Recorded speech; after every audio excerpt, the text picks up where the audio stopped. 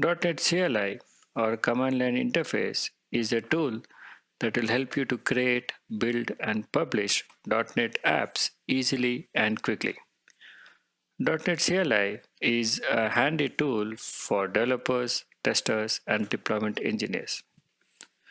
You can also use the tool to develop automated scripts such as shell scripting, batch files, or use the CLI in your DevOps pipelines to build and release the applications across the environments. By default, .NET CLI will be installed in latest versions of Mac, Windows, and Linux operating system. If not found, you'll be able to download and install relevant SDKs based on the platforms you use. Later in this video, we will look at how to find relevant SDKs and install it in your environment. Before we get into the practical sessions, let's now take a deeper look at what are the key operations you can do using .NET CLI. These commands or operations can be done across various web, desktop, and mobile apps. .NET CLI you can use to create new projects using the standard templates provided by .NET CLI. These templates, you can download from a NuGet package server or whatever you have installed in a local system. Maybe you have installed Visual Studio or various other IDEs that will have a default templates installed. You'll be able to create the projects based on the template. You will also build an existing set of projects and generate the output packages and libraries that you can later on deploy. While you're building, you will be able to connect to third-party package servers such as NuGet or NPM to restore the third-party packages and then go ahead and build and publish your projects. You will not only be able to run unit test cases from your projects using .NET CLI, but you can also generate the code coverage reports on various formats such as Quebertura, Ncover, and other formats that are generally used in CI/CD and unit test cases. You could also add and remove packages that you want to install in your projects from NuGet package server. .NET CLI can also be extended using tools which you can install and upgrade as a standalone tools using .NET CLI. Some of the commonly used tools are related to Sonar Cube and code coverage tools. Tools to generate the HTML report based on your code coverage report. So you could install these latest tools globally and locally, and then go ahead and execute to generate the output. Let us now look at where to find latest .NET installers and SDKs and validate the current installed versions and SDKs in your environment.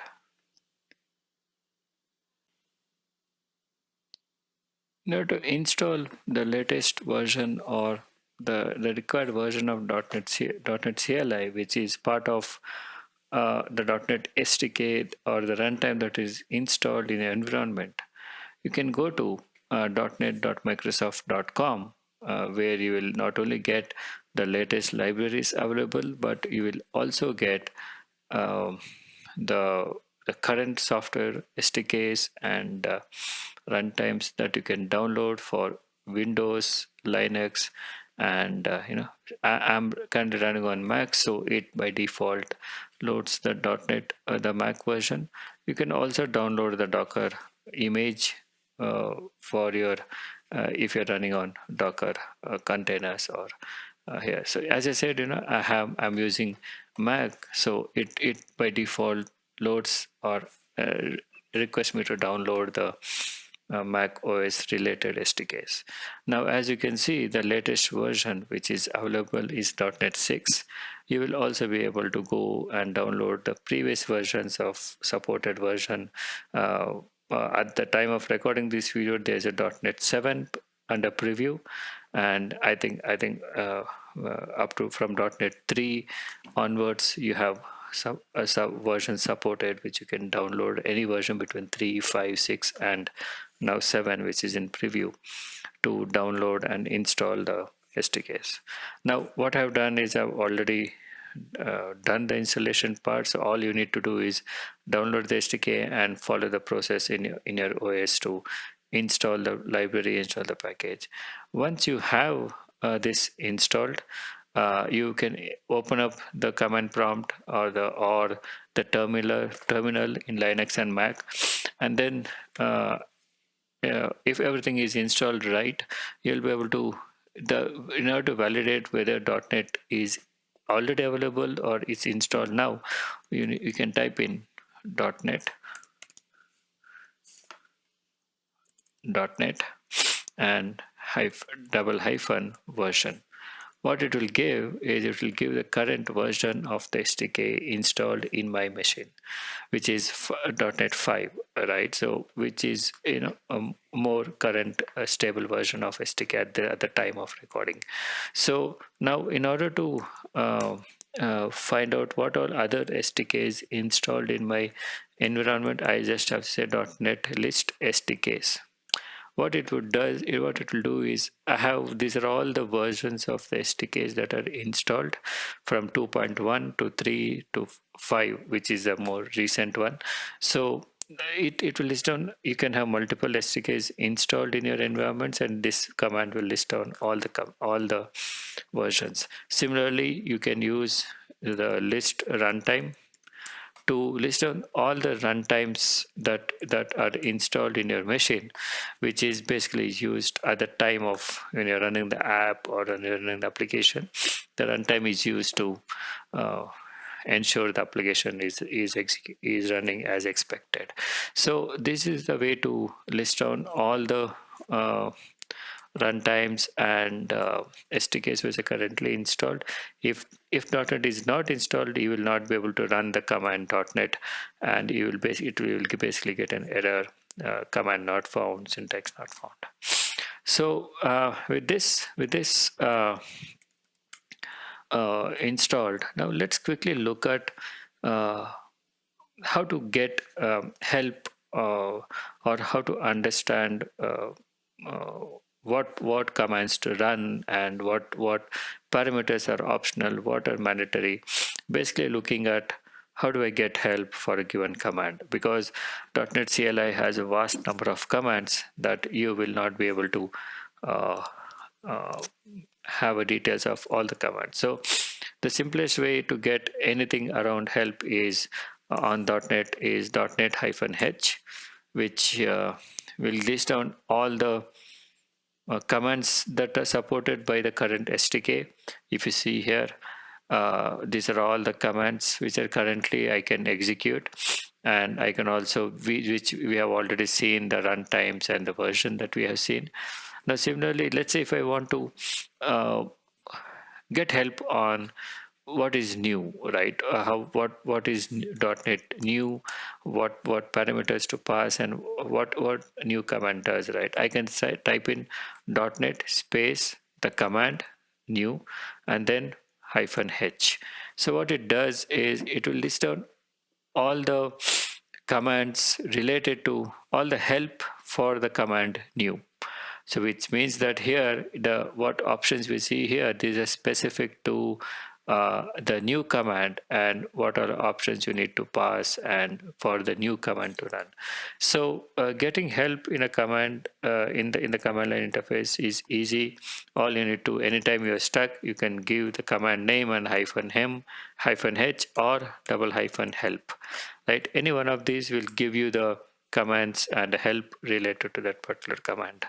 And with that, you will be able to learn and navigate through the .NET CLI, even if you are stuck. So with that, we come to the end of this session, wherein you learned how the basics of .NET CLI, understand how to get started, how to install a particular version, how to check the current versions of SDKs, and this is a a series of videos. Come back for next set of videos where we go in detail about each and every command which are useful for you as a developer, as an engineer, or a test or a deployment engineer. And I look forward to connecting with you again. If you have any questions or doubts anytime during this video or any further video, leave a comment, and you will get a response from me as soon as possible, probably with a video response, so that you get exactly an answer to the question that you asked. So thank you, and I look forward to connect with you again. As I said, we will look into the new command in the .NET CLI. With the new command, you can create a new project based on an existing template for web, mobile, and desktop application types. Every command in .NET CLI will have its own options, both mandatory and optional. You can get the details on the options by using .NET-H. For example, if I want to get the help on the new command, I can say .NET space new and then -H. So here, as you can see, you get all the options for the command new. Now, just to take a couple of examples, the -L or list will list on all the templates installed in your machine. And similarly, you have few other commands, some of which we'll go in detail now. So to list all the templates available, you will say .NET space new and -list. So it will list down all the commands that are currently available for you to create a project. The key part to know here is the name of the template and the short name. We generally use the short name to specify what command to use or which project to create. You could also see the languages in which this particular template is supports, and accordingly in your command you can specify if you want to create a console based application for and using a VB or F sharp, you'll be able to specify the switch in the command. We can also search now. We can also search the templates from NuGet server based on the author of the template, languages, and tags. In order to search, I still have to use .NET new list, and then I have to say search based on author, and author is Microsoft. Now what it does is, I missed one dash, so double dash and then author. So what it does is it connects to the NuGet server, the global NuGet server, and lists down all the templates which are published by Microsoft author. Right. So if you want to similarly, if you want to tag, you want to search based on a tag where author is Microsoft and tag is common, I can get those specific templates only where based on the tag and based on the author. So this gives you the flexibility to filter out and find the right template for your project. Now let's start by finding. We will go ahead and create our first new project using the CLI. So as you know, to first thing we do is we list all the templates. So here, what I want to do is create an API project and followed by create a test project and a library project, which we will be later on using in our future videos to build and publish. So in order to create a new project, I have to specify .NET new and then followed by the name of the template to use. So example, in this case, I want to create a web API project which is based on the ASP.NET Core. So the short name for this is Web API. So I'll specify Web API and go ahead, and if I just press enter now without specifying the name of the project, it would basically go ahead and use the folder name, the current folder where your terminal or a command prompt is pointing to. It would take the name of the folder to create the projects. So where I'm right now, I'm here in the .NET CLI folder. So it would basically create a .NET CLI.cs browse and relevant files. So, but I don't want that. So I'll specify the name which I want to use for my projects. So I'll say academy.apis. So now what it would basically create is it would find the template based on web API and goes ahead and creates a new project which is of type ASP.NET Core APIs. So here I have the basic project with API references. So what I can do now is similarly, I will go ahead and create a new test project which is MS Test. If I want to create a test project, I will be able to MS Test will specify to use the MS Test project instead of the end unit. Or so again here the name will be academy dot tests. So what it does, it will go ahead and create a test project and then go ahead and ensure it is we are able to build. And finally, so what we have is the .NET. Now if I go back to the folders, right, I have, let me open this again, view,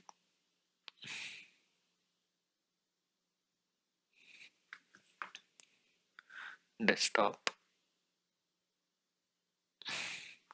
So here I have academy.test and academy. So here I have academy.apis, academy.test. Now I'll go ahead and create one more project which is of type .NET new, and I'll call it as class lib. So class lib is nothing but a simple class library wherein you get a basic class with this, just like the way you create in a Visual Studio. So class library -n academy dot libraries. So what it does is again create a libraries project.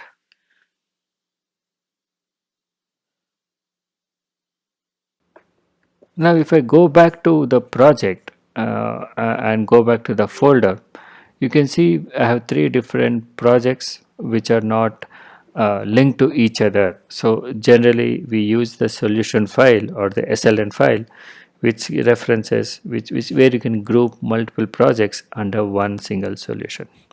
So now we look at how to create a solution file and link or uh, add the existing projects into the solution file. So how do I do is .NET again new, and then instead of specifying the project template, I'm going to specify the file template which is SLN followed by name, which is I'll call it as academy.apis. So what it does, it creates a new solution file with the name which I've given, but this solution file is currently empty. It doesn't have any references to the existing projects. So how do I do is .NET again SLN. I can say add. So now again SLN is a new command. So in order to get help, I can say help, and this is where you will get you can add the projects, you can list existing projects and remove. So example, if I say .NET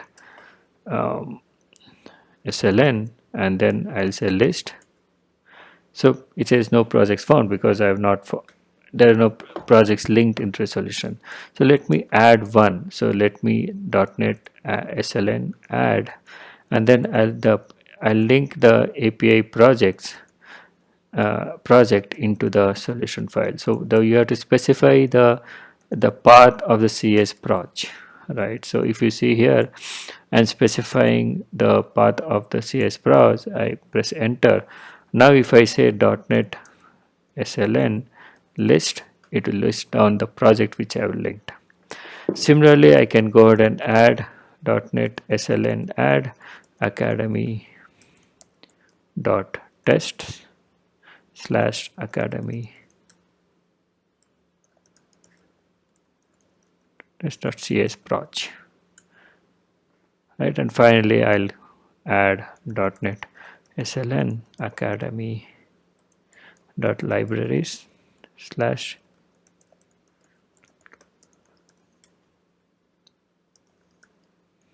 dot cs proj.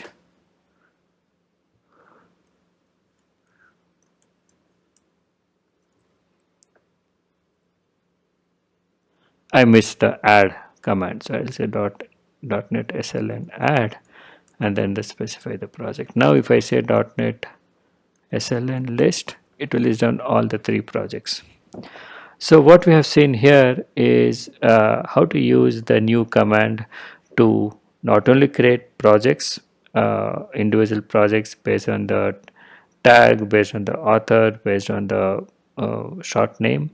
You could also use the new command to create solution file, add the existing projects into the solution file, and manage the build and deployment.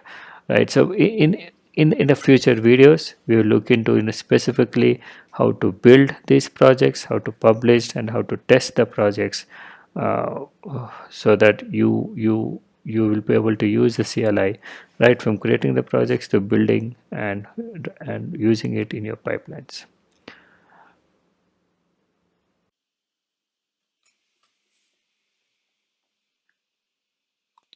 So let's get started with the first command, which is the build command. As I said, the build command will help you to build the .NET based apps, whether it's web, mobile, or uh, other type of application like console or library projects. In one of the previous video, we looked into using the .NET new command to create projects using the existing templates and also create a solution file to link the projects into a single group of solution. If you're looking for a detailed video on that, the link is on the description of this video. So now what we will do is we will go ahead and understand these commands for these sample projects, wherein I have an API project, a library project, and a test project with one sample test case. So as in any other command, in order to get the help related to the build command, you say .NET build -h, which stands for help, and you will get all the parameters that you can use and while building the code. So yeah, the basic command would look simple .NET build, and you need not even specify any project files, solution file. What the .NET build command would do is it would go ahead and search for solution file in the current folder and go ahead and build if it finds one solution or the CSPROS file.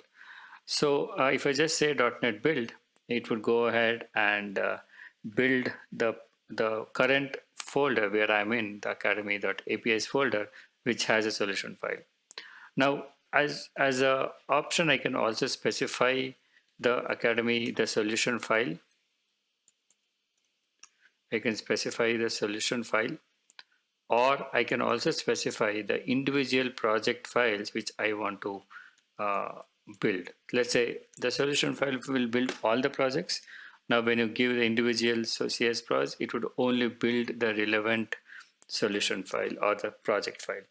So now along with this, you can also specify -c, which stands for, or you can say configuration, right? Which is either you generally have debug and release or any other particular versions or the configurations you have. In this case, I will go ahead and just say debug. And then you can, now if I just do a build, it would go ahead and build all the projects. And first it would restore the NuGet packages and go ahead and build the APIs first, libraries, and then the test projects. So it says successful. Now if I go into bin and go to debug, I will see the relevant files and relevant output folders. Now, as an additionally, I can also specify what is the version suffix of my package or library. So before we run the command, let me go back to the output files, which is in this case a DLL or an application. And if I go ahead and search for properties and look into the version details, it says the product version is 1 and the file version is 1.0. So generally, if you want to specify whether this release is alpha, beta, or your own version, that will help you identify uh, uh, the kind of version it is. Example, you may even hyphenate with a branch name of this build so that you know which branch is deployed or which version is deployed. So in order to specify the details of what suffix you need, you can specify version hyphen suffix and then specify the suffix that you want to have in the version. In it could be, as I said, it could be a branch name, beta, or any other identifier that you want to use. So now once I build, it would still generate the same files, same set of output files. But now if I go into the properties and then go ahead into details, now you could see there is a hyphen beta added to the product version. So this way it will help me to identify what is the version installed or which branch is it installed and various other parameters. So this is a very basic or the basic configuration and the details you can use while you are building. Now the one last command that I would show you would be the going back to the help.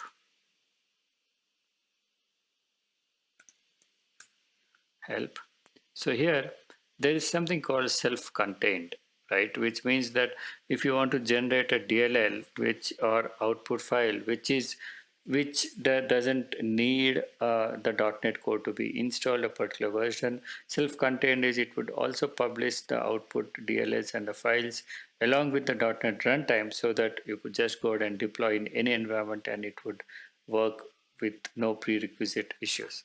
So the way you need to do there is version suffix beta, and then I'll specify sc, which means that self-contained, and then I can specify the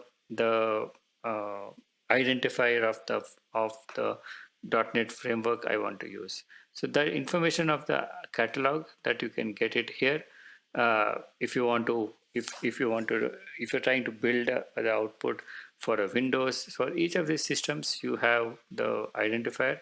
So I can specify win hyphen x64, which means that it will generate a self-contained image or the output files along with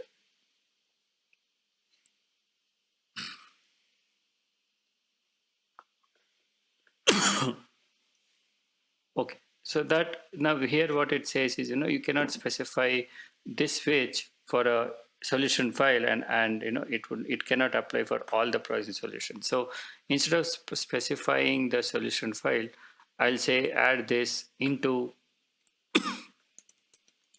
academy.apis.csproj. So now what it means, I'm basically building the API project with my suffix so that it would go ahead and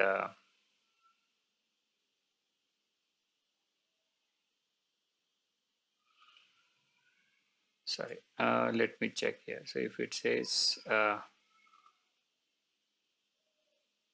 so when you're specifying self-contained, you will also have to specify the runtime that you want to use, because you want to specify what is the runtime to use. So that's where I say hyphen R, and then I will say win64 hyphen R win x64. What it does is it would basically go ahead and build the project and generate the output file based on oh, okay, again my mistake. So I had specified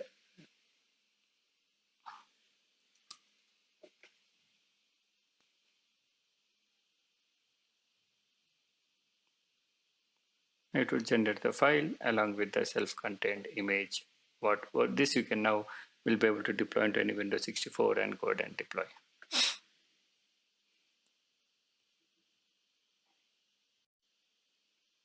Now let's look at the test command, which is generally used to run the unit test cases in your project. So again, to get the help command or what are the commands I can use, I can say .NET test-h, which will run all the possible. Again, it will have basically it will have all the parameters that we can pass to the build, along with the parameters specific to test cases, wherein you can whether you want to collect the unit test coverage report, or do you want to filter out for a particular set of test cases for a type of test case. You can specify all these details. So again, in order to run test, you could just say .NET test, and it will go ahead and identify all the projects with the test projects, and then it would run the test cases. Or alternatively, you could again specify let it complete. So now it has found one test project with one test case. It is able to generate with the test case. So now it's similarly, I can say instead of leaving it for the command to find out, I can say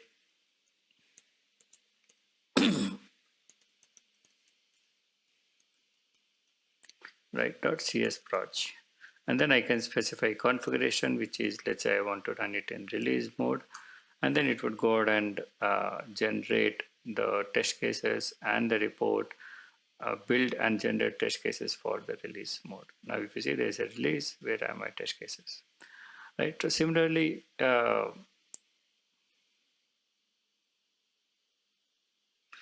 generally when we write the test cases, we also specify categorize the test cases as, let's say, regression test cases or unit test cases. So we'll have various category of test cases and or the priority of the test case and everything. So using the .NET test command, you will be able to even filter out or identify run only set of test cases based on your filter. So for that, you can just we can just say .NET test, again the same command which I ran last time, and then specify the filter switch, right, which would, and then specify various what are the parameters you want to run with. Example, say when I say priority 1, it will find out, it will search for all the test cases which is marked with priority 1, and then go ahead and run the test cases for that particular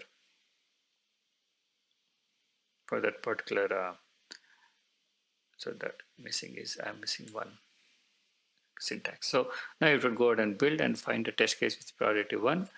If it finds, it would go ahead and execute. Since I have not marked my test case with any priority, it was not able to find any test case, and it fails. But this is the command, the filter can be used for filtering by priority, filtering by category, or based on the class name, the assembly name. So you can specify various parameters to run the test cases for your need. Regarding the code coverage, I'll publish a separate video altogether just focusing on code coverage, as it's a very detailed topic that we need to focus and complete. Now finally, let's look into the publish command, which again looks similar to your build or test command, wherein again I can get the help, almost similar parameters, but again you can also specify whether you want to build. Example, generally in our process or a pipeline, we'll have the build, we'll have test case, and then publish. So when you're publishing, you need not again build the code because you've already built, right? So in that scenario, you can specify no build switch, which will ensure the code is not built again, it will just try to publish. Similarly, you can also specify the output directory. Instead, by default, it is the bin release or the debug folder of the root folder or the root project. So you can also specify the path if you're on path. Again, this is useful when you're implementing in your DevOps pipelines or automation pipelines, where you would need the output to be in a particular folder so that the next set of process would execute. So now again, to publish, I will again can just specify the solution file. What it would do by default is search for all the web projects and then go ahead and publish the web projects into the as an output. Similarly, you can also specify the uh, debug .NET 6. So it would you will see the publish folder, which will have all the files. Now I have not specified uh, self-contained, so you only see the output files. But if we specify the self-contained, you will find all other files required for the publish to work. So the key point of publish is to ensure or to determine whether you need a self-contained published folder, published files, or you want to publish it for a particular runtime. Then you would be able to specify the runtime. And finally, you will be able to specify the output directory where you want to publish. So this has been the three commands: the build, test, and publish. And I hope you are able to follow the commands. Look into the description for much more detailed commands, and don't forget to subscribe my channel for future videos and recordings.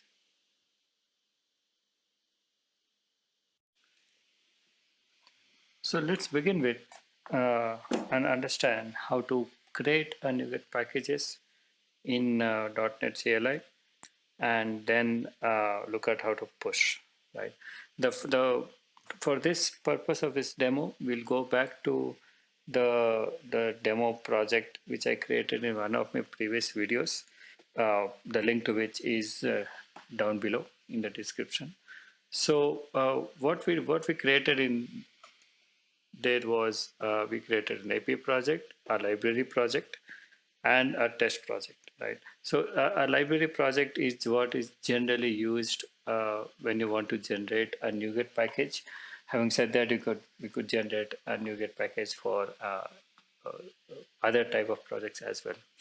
So before we look into the command and generate the package, there are a few settings that you could modify or keep it default. Especially when you're publishing a NuGet package, it is a good practice to go ahead and update these settings to reflect your organization or your own details, whether it's let me go through that. If you see here, whenever what is the name of the package, now this could be your this is the name that is displayed in the NuGet server when it is published. What are the versions you need, who is the author, the company, and all the product, and it has a default value, right? So anything that you want to specifically say, what is the description of your, so anything that you want to specify, the links to your copyright link, your project URL, maybe your GitHub URL and icon. So this is the settings that you can specify at the time of in a development time, and then what kind of license you have and everything, right? So with these settings ready, all you need to do to go into is, let me open up the command prompt.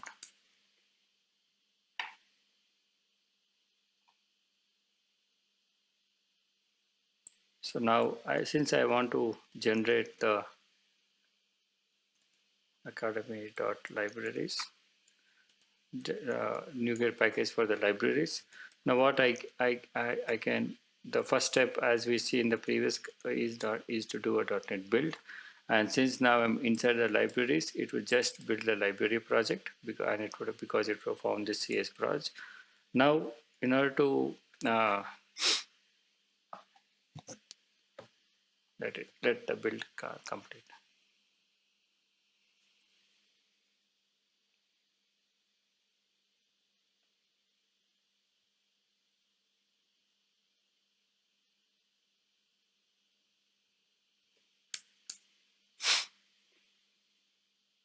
It is able to build. Now I will say .NET pack.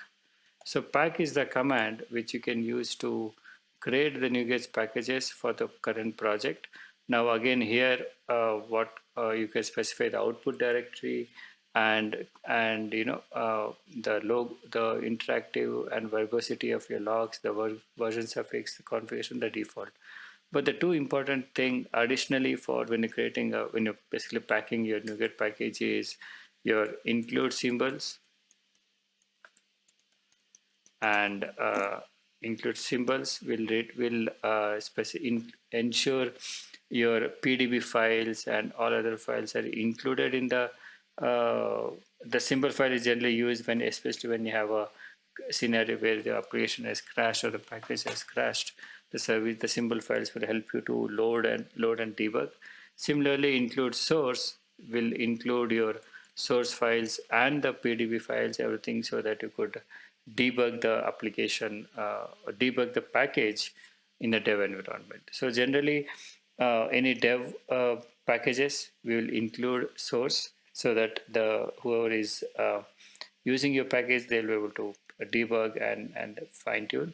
And in your live or the production package, we generally don't include source here. So now if I just do a .NET pack, it would go ahead and first restore, build, and then go ahead and generate the package. Now if I go into the NuGet, into the bin debug, you see there is a NuGet package with the version 1.0.0, right? So now again, just like in the build, I can specify version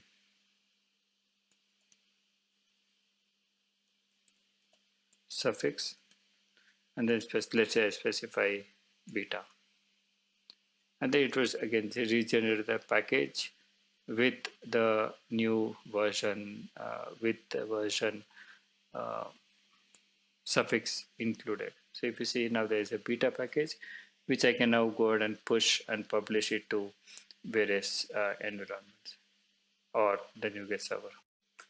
Now with the NuGet package created, let's look at what are the options available to push this NuGet package into a private NuGet server, right? So for in .NET provides the .NET CLI provides a particular command focused on NuGet operations. Example, I have .NET NuGet is the command where I can do all the operations related to NuGet. So for example, if I get the help, I can add a new source, a NuGet source. I can disable a source. I can list the current sources which I'm currently using. Let's say if I say .NET NuGet, and then if I say list, it will list all the sources which are currently configured, which right now, which is nothing but the global NuGet, NuGet server. So now if I again go back help, so it will list down all the operations. One of the operation is push. Push is the command where you can go ahead and the NuGet package that we created, we can use the push command to go ahead and publish or push it to the server. So if I say again the help, now I can say .NET NuGet push and then -h. Now I'll get specifically the help, what switch and options I can specify when I'm using the push command. So the key parameter here when we're using a push command is the key, or K, or the API key, which is the key that you get from your private NuGet server, so that the authentication authorization is done for based on the key, and then you specify the symbol files, the source files, and the symbol files, so that it can all be published as one single package. So how does your command look here with the complete command is NuGet .NET NuGet push, and then I'll say -k. I'll pass the API key, followed by the name of the NuGet, which is in this case, this is okay. Let me go into bin debug and Achaidemy package. So now this command, assuming you have a valid API key, In this case, right now I don't have. So if you pass the valid API key, it would go ahead and push this package into that particular NuGet server and be available for everybody else to access. So this has been the steps to create a NuGet packages and then push it to a server. In the later video, we will look at how to use Visual Studio and manage NuGet and publish, push everything using Visual Studio, but that will be a separate video. Thanks for watching the video, and don't forget to subscribe to my channel for future notifications and videos.